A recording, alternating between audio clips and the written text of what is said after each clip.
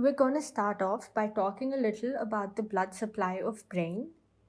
So we have the left and right vertebral arteries. Both of these will unite to form the basilar artery, which will terminate by dividing into the right and left posterior cerebral arteries. Then we have the left and right internal carotid arteries. These will divide into the large middle cerebral artery and a small anterior cerebral artery. So the key points to remember from the slide are, there are four main arteries supplying the brain. That is the vertebral system, which has the two vertebral arteries, the left and right, and the carotid system, that is the two carotid arteries, the left and right. Now we're going to talk about the formation. The Circle of Willis is formed by 6 arteries and their symmetrical components. I want you to remember that the main blood supply comes from the internal carotid artery. So to make it simple, we can remember the components of it with respect to this internal carotid artery. Anterior to the internal carotid artery on each side are the anterior cerebral arteries and the anterior communicating artery that is connecting them. Posterior to the internal carotid artery are the posterior cerebral arteries, and laterally we have the posterior communicating arteries, which is nothing but this thing which is connecting the internal carotid artery with the posterior cerebral artery. Now we look at a couple of very important branches. Like I said earlier, the main blood supply comes from the internal carotid artery, which branches into the ophthalmic artery, anterior choroidal artery, middle cerebral artery. Present at the most posterior aspect of the Circle of Willis, we have the basilar artery, which gives rise to the superior cerebellar artery, the many pontine arteries, and the anterior inferior cerebellar artery.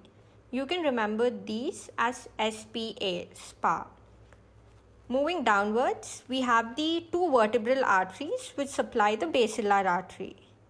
And from this artery, we have the branches, that is the posterior inferior cerebellar artery, which comes off from each vertebral artery, and the anterior spinal artery, which comes off from both vertebral arteries.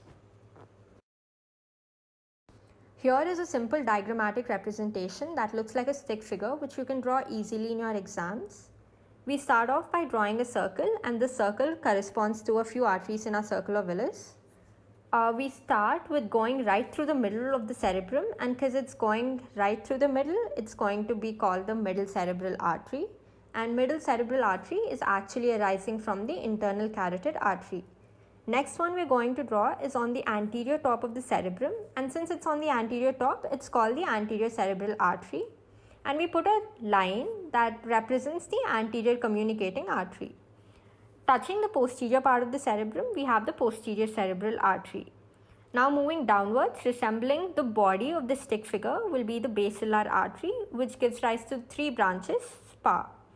And this inverted V shape on the bottom will resemble the feet of the stick figure, and this corresponds to the vertebral artery.